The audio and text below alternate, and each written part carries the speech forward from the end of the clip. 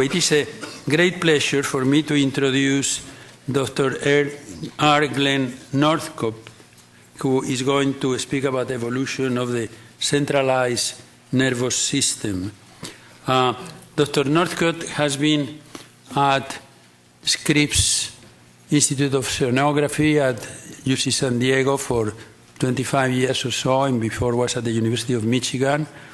He is recognized as one of the world leaders in comparative vertebrate neurobiology, and he works in a number of very frontier, exciting areas, including the organization of the vertebrate forebrain, the development and evolution of the lateral system, particularly in water salamanders and in the channel catfish, and I think most recently in the development of the gustatory system. One reason that makes him particularly relevant today is that at least 3 people, as far as I know, who are here as speakers, have been his PhD students, namely George Streeter himself, Ken Catania, and Andy Bass. So if it were not for him, we probably could not have organized this meeting. Anyway, it's a pleasure and an honor to introduce Professor R. Glenn Northcutt on evolution of centralized nervous system.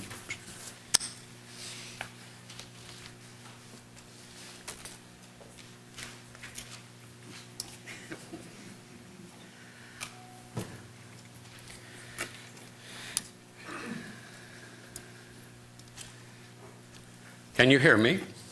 Yes. Good. Thank you, Francisco, for the kind introduction. I'd also like to take this opportunity to thank George and John for giving me the opportunity to speak to you this evening. It has been a long, wonderful day.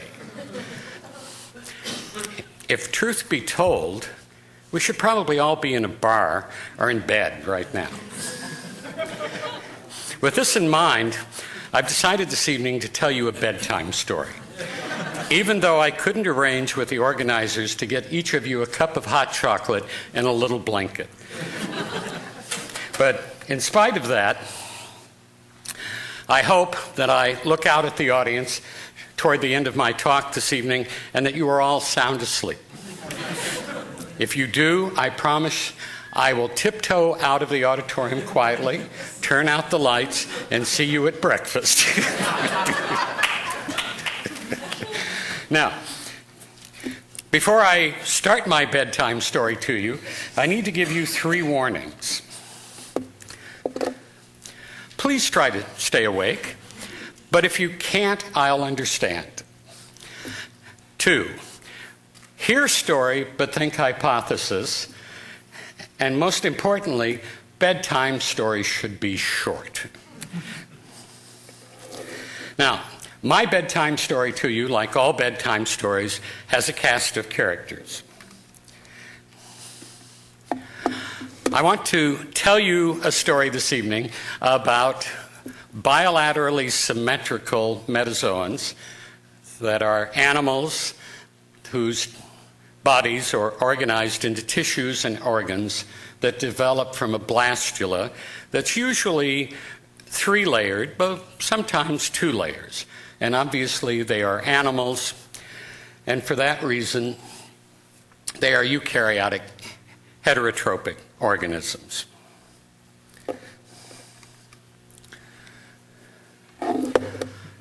Like all bedtime stories, this one must start with once upon a time, in the late Proterozoic, there existed an enchanted garden. We know a lot about this garden, not as much as we'd like to know. We have fossils from about 37 localities spread across the globe. Paleontologists have been able to recognize about 160 genera. It was a very strange garden for at least 2 reasons. It was 2-dimensional. That is to say, All of these organisms were existing on microbial mats. There were no diggers, burrowers, and even more amazing in our world, there seemed to be no conflict. There were no predators and no prey. Now, beyond this, it was a very strange group of organisms. We're still not sure what to make of them, and that is, some of them were frond-like. They looked something like modern sea pins. Some of them might vaguely resemble arthropods. Whoop! This is going to be fun. I can see now this. Let's see what happens here. All right. There were strange three-partite animals. There were essentially bags that were flattened, that we can see no trace of a mouth or a gut or an anus. We have no idea how they fed or if they did feed. And then another group that essentially looked like garlic cloves that got misplaced. I'll come back to these in a few minutes.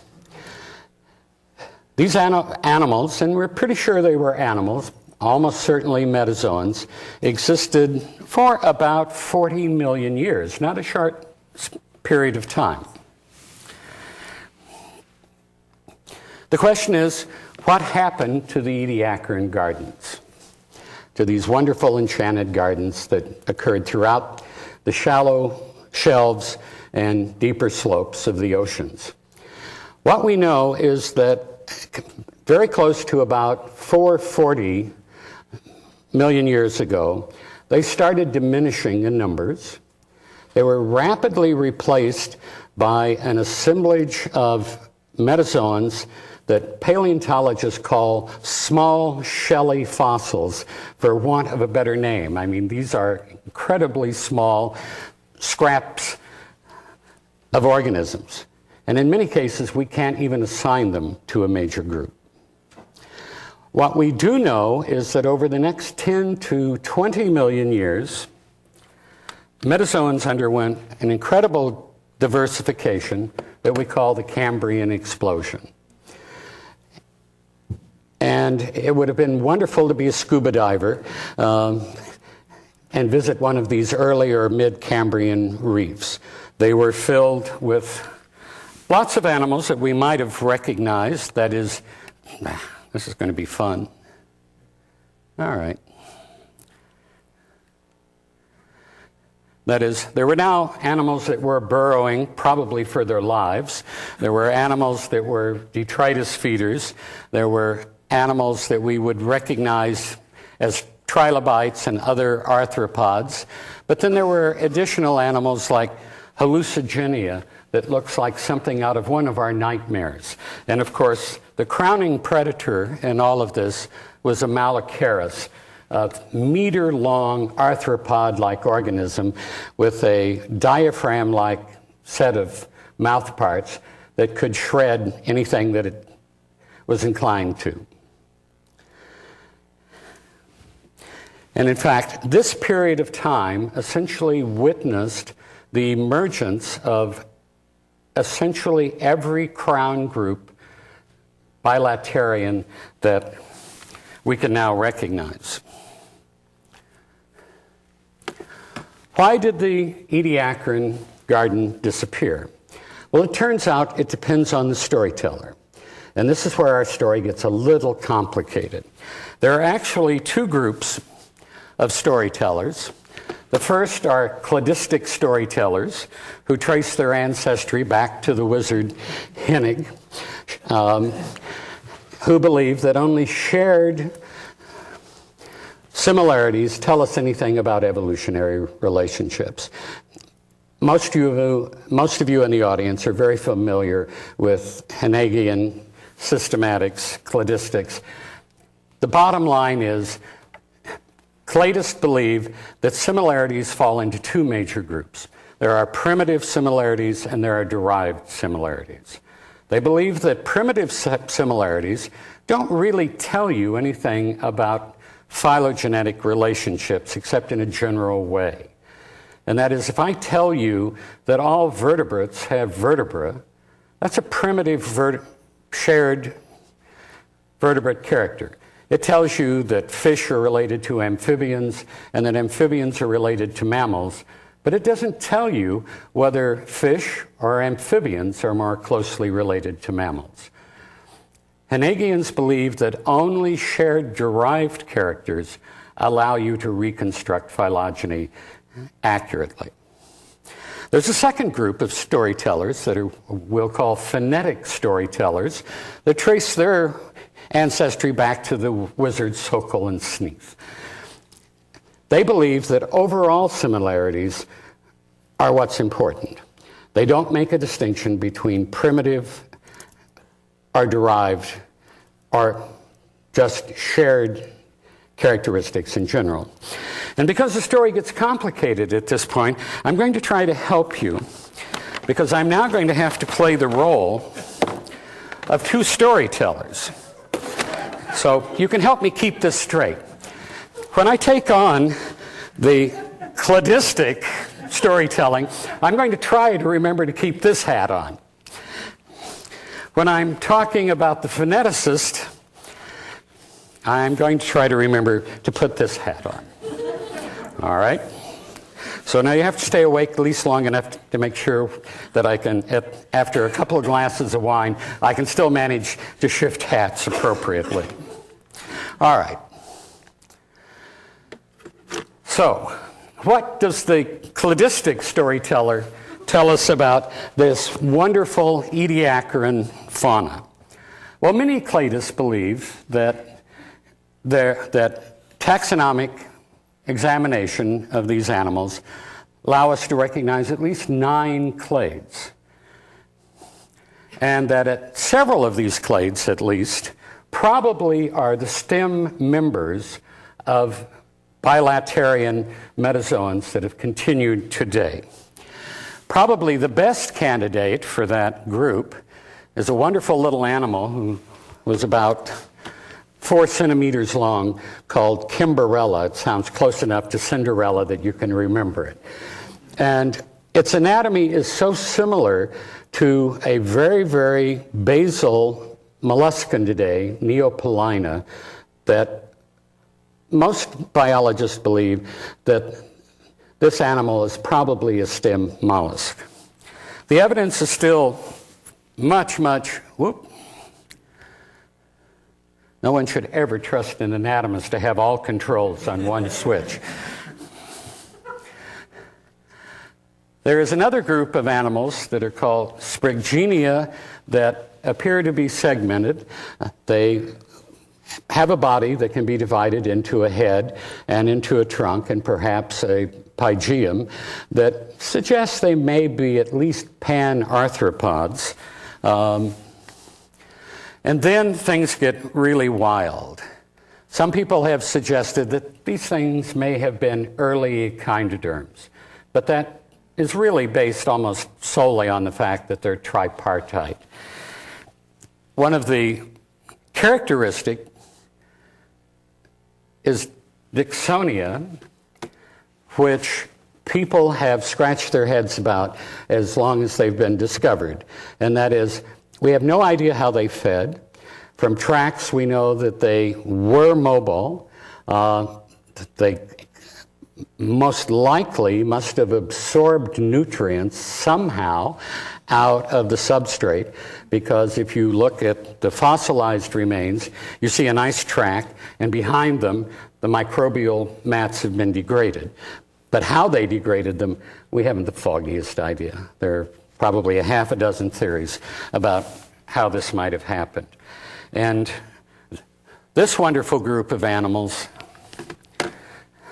Ventogyrus, I think, had to become part of Italian cuisine. I don't know what else to say about it. It's an organism that consisted of multiple sacs, and that's about all you can say about it. This is going to be a continuing problem. Now, I need to change hats and tell you what a phoneticist would say. And they would say, even though we don't have fossil evidence for it, there was a sneaky eubilaterian who had developed pair eyes, a tripartite brain, and mineralized jaws, and it gobbled up all of the Edacarian. And it then started the first arms war with its descendants in the Cambrian. Now, the cladist would say, you don't have any fossil evidence for this, so what exactly kind of evidence do you have for this rather interesting hypothesis? And the phoneticist would say, well, we have spectacular genetic evidence. And that is when we look at the brains of Drosophila and other insects, when we look at vertebrates, even when we look at tunicates and now annelids, we can divide the brain into three major divisions in each of these animals. And the ancestral eubilaterian must have had a tripartite brain that was organized by OTX, PAX, and Hox genes, because they're so similar today that they must have been present in the ancestor.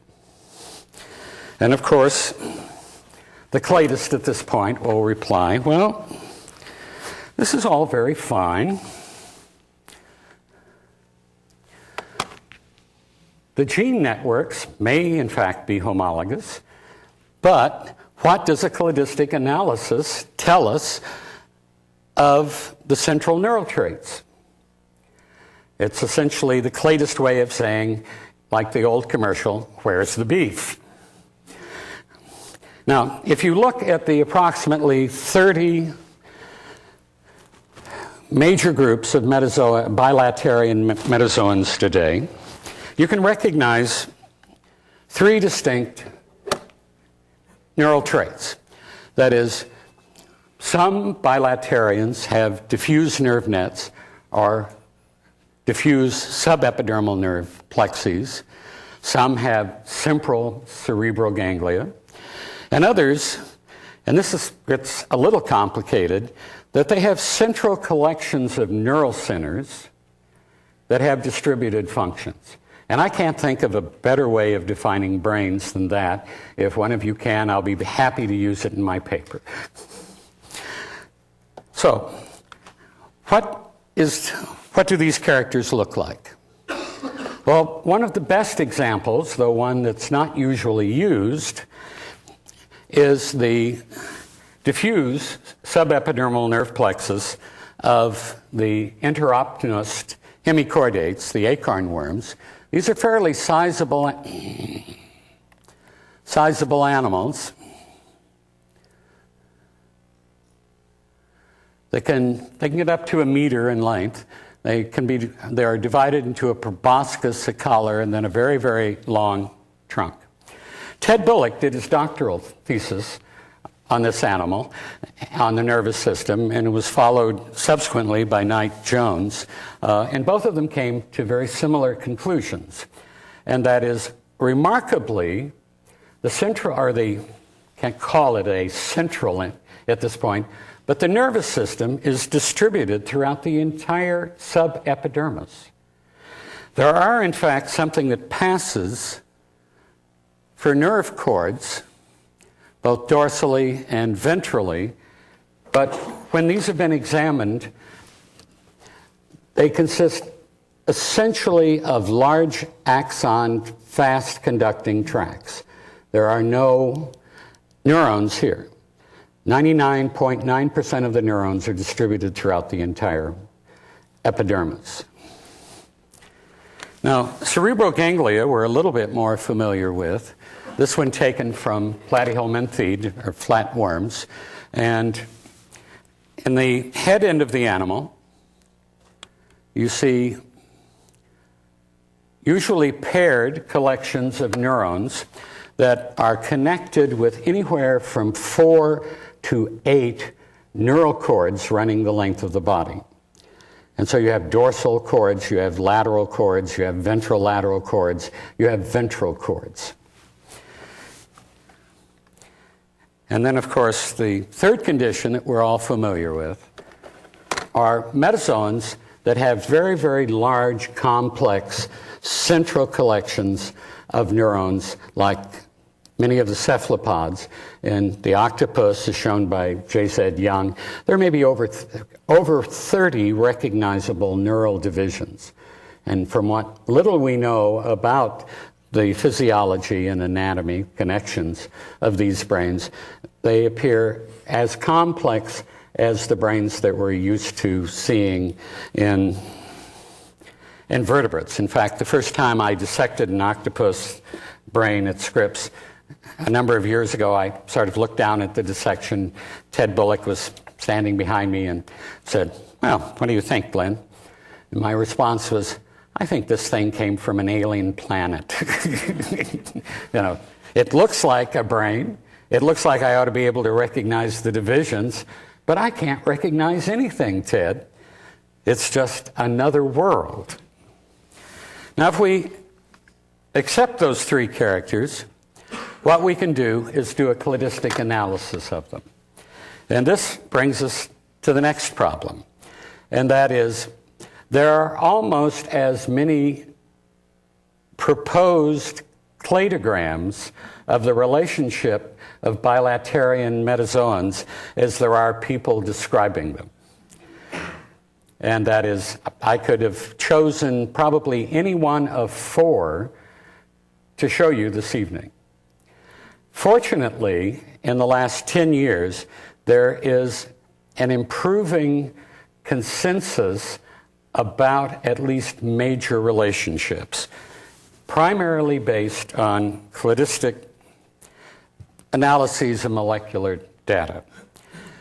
What everyone who has generated one of these dendrograms recently agrees is that the bilateria can be divided into the protostomes and the deuterostomes.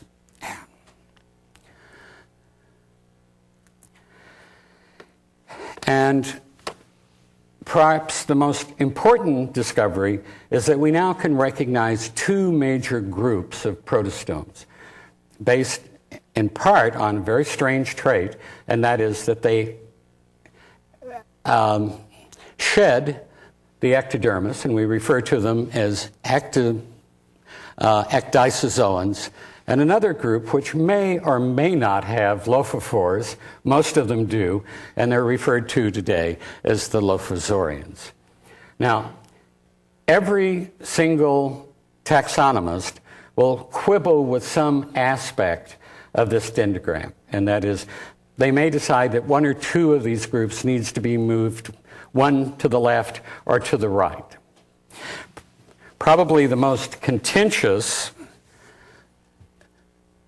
new discovery, which again has been based on DNA evidence, is that we now have an additional group of deuterostomes to deal with that represent possibly a very obscure little worm called Xenoturbaria and the acoelomate flatworms, that is, the flatworms that lack a coelom.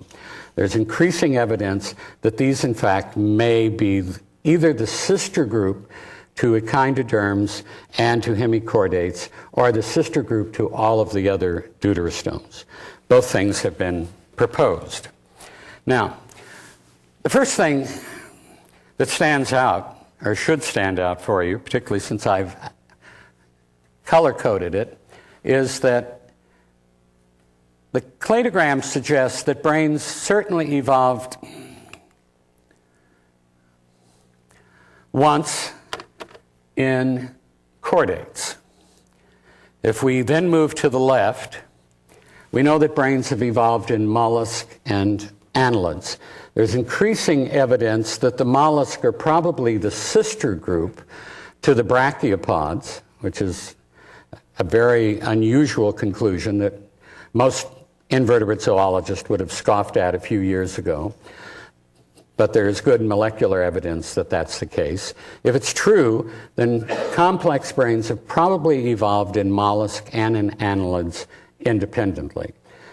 And finally, that we have to believe that complex brains have evolved independently in arthropods. So a cladist would argue, given this distribution, that complex brains have evolved at least 3, if not 4 times among bilaterians. And of course, what the cladist at this point would say is, well, what do you think of that, phoneticist?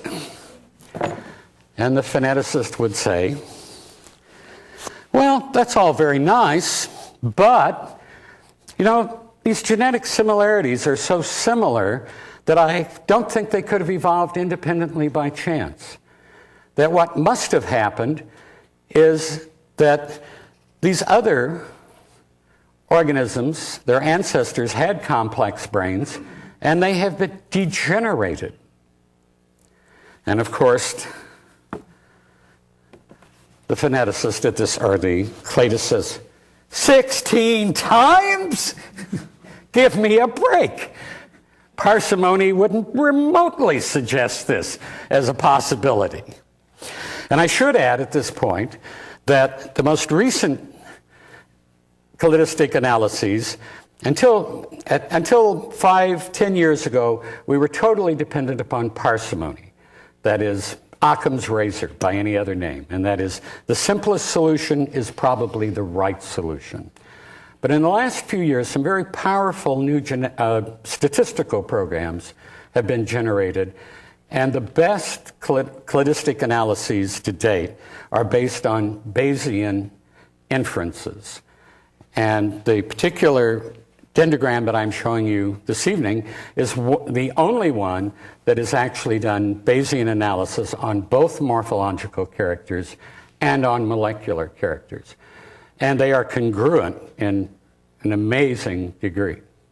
So I think we probably are reaching the point that within the next few years we will see congruence on what is the appropriate cladogram for metazoans. Unfortunately, I don't know of any analysis that's dealt with single traits like diffuse nervous systems, ganglia, or complex brains and done a Bayesian analysis on it.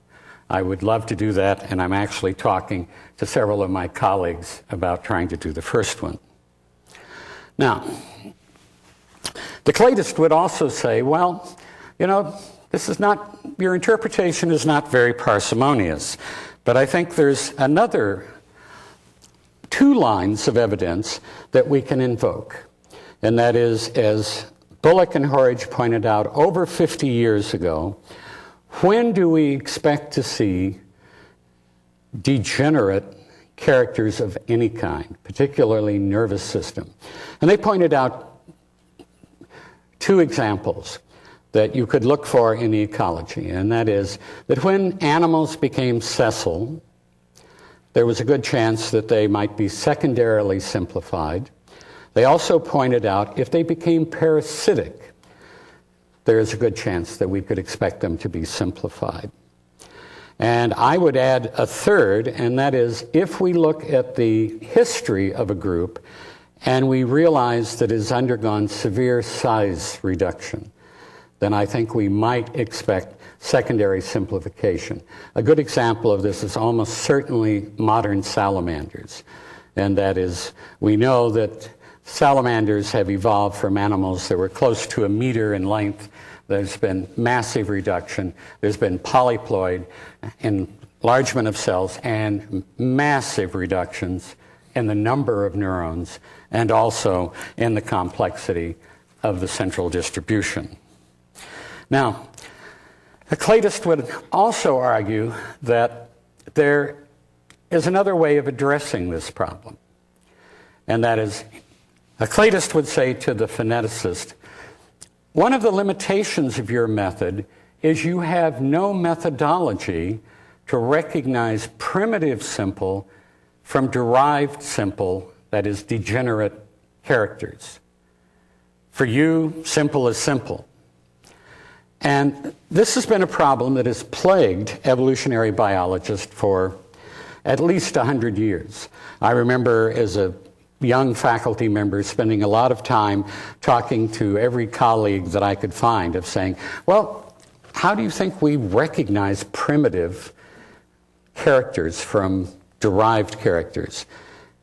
Are primitive characters usually simple and are derived characters complex?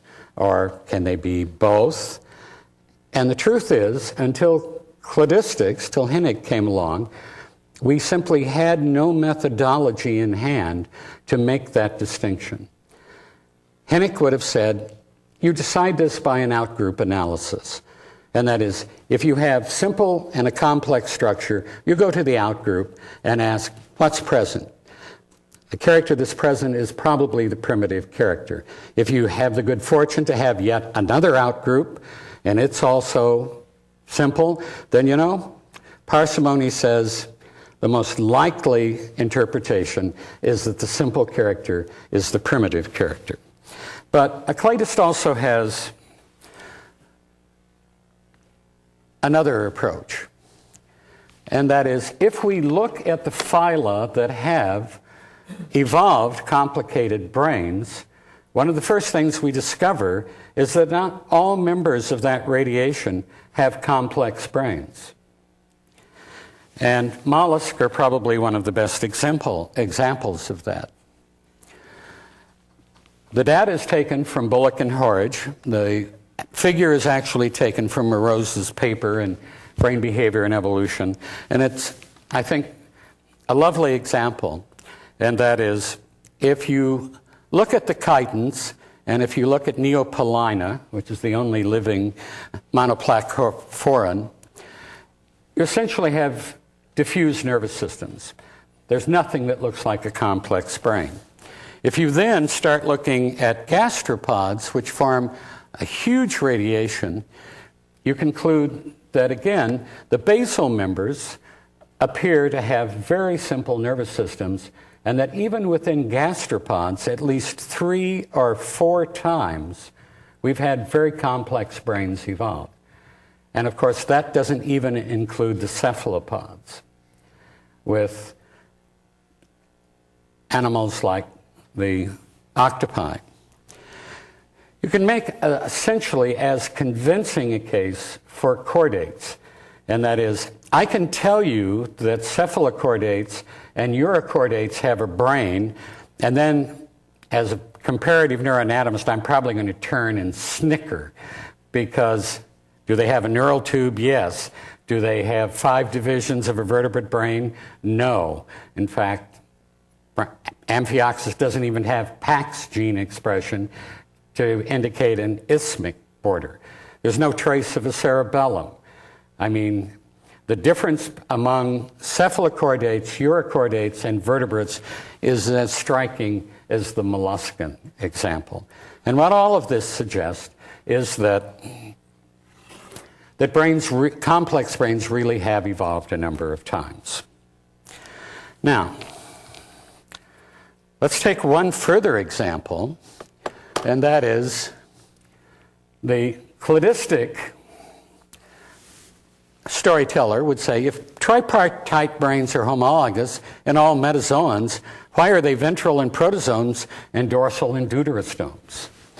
And of course, the phoneticist would answer, because there's been a dorsal ventral inversion, you fool. It's very simple. It turns out there's a long history of stories or hypotheses about how you turn an invertebrate into a vertebrate. The earliest actually goes back to Anton Dorn in 1875, in which he argued that you can create a vertebrate out of an annelid just simply by turning it upside down. And at that time, of course, everyone believed in adult-to-adult transformations. And so he went to this extraordinary length to try to account for every annelid structure and find its homologue in a vertebrate. And one of my favorites is this one, And that is, you take the circumesophageal cords of an annelid, which connect to the subesophageal ganglion, and that becomes the walls of the brainstem. And the remnant of the old mouth becomes the fourth ventricle. And you can just go on and on and on like this. A very ingenious set of ideas for its time. Hubrick, a few years later, had another favorite group of invertebrates that he wanted to turn into vertebrates, and that is nemertine worms. But probably the most well-known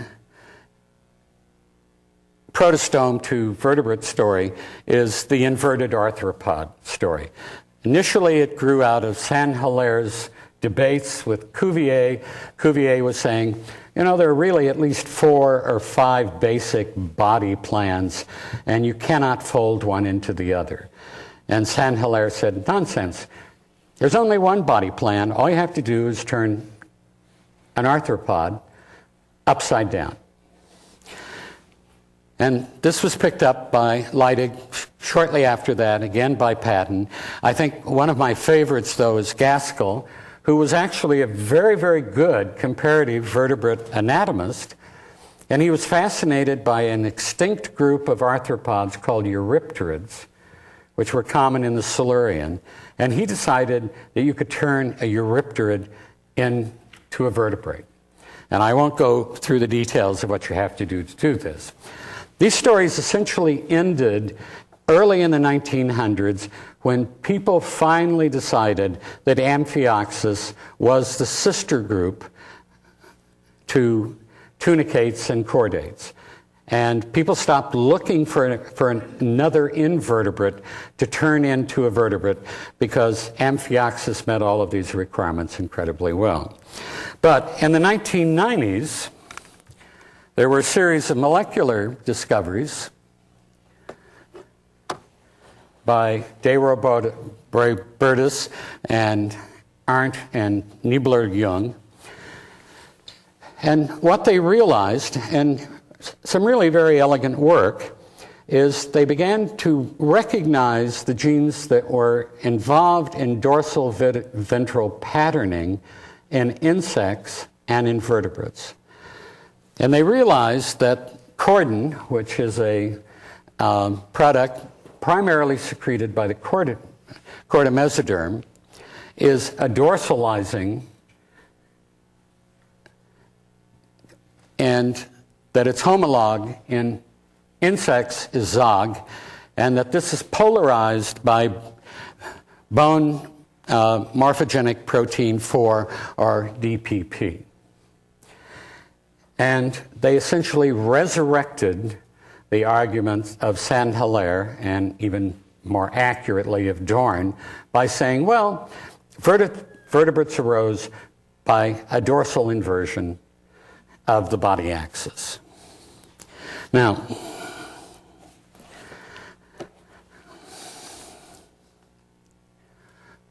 we want to focus our attention at the moment just on one of these deuterostomes, and particularly the hemichordates, the acorn worms, the Enteropneus hemichordates. And fortunately, in the last 10 or 15 years, Chris Lowell and his colleagues have done a great deal of work, molecular work, on this animal. You'll remember I told you that these animals are quite large, but they have a totally diffuse nervous system. Well, the first thing that Chris and his colleagues did was to look at a number of genes, in fact, about 22 of them, as I remember, that are involved in the rostral to caudal patterning of body axis in vertebrates and in insects and most other metazoans, as it turns out. And they could recognize OTX, PAX, and many of the Hox genes. The first discovery, though, that sort of surprised them is that these were not restricted to the nervous system. How could it be? Because the nervous system is diffuse and throughout the entire animal. And so these genes are expressed as bands around the entire circumference of the animal. And that's not so surprising because even though we emphasize this, as other speakers have shown today, there are bands of many of these genes being expressed in Drosophila as well. But more recently, they've looked at BMP and cordon. And it turns out that these two genes, or their products, are in fact dorsalizing and ventralizing the body axis in hemichordates, but they have no effect on the formation of the nervous system. That is, cordon does not facilitate the development of neurons, and BMP doesn't inhibit neuronal formation in the ectoderm. And what Chris concluded, and I think reasonably so, is that many of these genetic developmental regulatory mechanisms almost certainly have been conserved. They probably arose very early in metazoan history. In fact, many of them may even have arisen before the origin of metazoans. But they, in many cases, they don't seem to drastically restrict subsequent morphological development. There seems to be an uncoupling of that. Which brings me to a slide that you've already seen, and it's sort of fitting, I think, that George used it early this morning, and I'm going to end with it this evening, and that is, all of us know that organisms are hierarchically organized, that we can recognize genetic levels, we can recognize developmental cascades, we can recognize morphology, functions, that these functions are grouped into whole animal behaviors. And there's no question that there's causality between these levels. But for some reason, probably because of the way our brains are put together, we would like this causality to be remarkably high. And frequently it isn't. Frequently, the level of causality may be very low. And I think there are lots of reasons why that may be the case. And I think what it forces us to do as comparative biologists is simply accept the fact that we can talk about, we can recognize homologous genes. And that may or may not mean that every developmental pathway is also going to be homologous. It may or may not. And the same with morphology. In fact, we've seen a number of beautiful cases today of this, in which the neurons may be homologous, but the functions don't appear to be homologous, or the behaviors are homologous, but the neurons may not all be homologous. So I think we have no recourse except to accept the fact that we have to recognize homologies and homoplasies at every level. As we do that, we can then ask the second question, and that is there continuity of these homologies at the next level or the next level? And I think the answer that we will see, as we've been seeing since Darwin, is that in some cases the answer is yes. That is, jaw morphology has changed incredibly across vertebrate phylogeny. We know it's gone from complex to simple in terms of the number of elements. We know that the functions, the operation of a teleost jaws, are far more complicated biomechanically than a mammalion's jaws are. We still know very little about the underlying neural changes, and they may or may not surprise us. But I think we simply have to look at each of these levels, produce multiple dendrograms, and see if there is congruence. And if there is, we can be pleased, but don't be surprised when in many cases we can't. I'll give you a last example, which is one of my favorites. And that is, if we look at the phylogeny of the skull in bony fishes, there's been a continuous history of a dermal skull. That is, as far as we know, there has never been a bony fish that didn't have elements composing the dermal skull.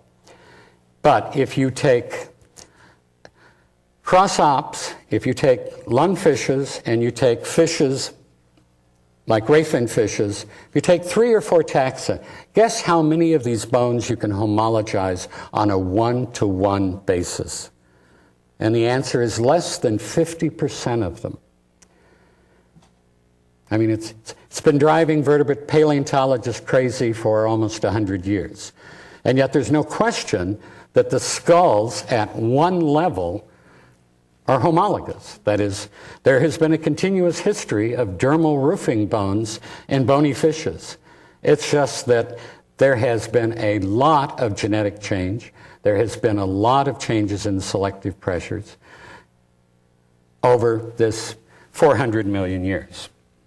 Now, I think that's the moral of my bedtime story to you, but I'll leave you with 2 further conclusions. And that is, you can be pretty sure that the manuscript, based on my talk this evening, will be slightly different than my bedtime story to you. And perhaps the most important conclusion, to quote Don Abbott, who was a very renowned invertebrate California zoologist, is cultivate a suspicious attitude towards people who do phylogeny.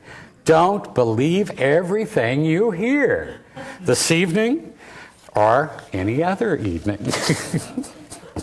Thank you.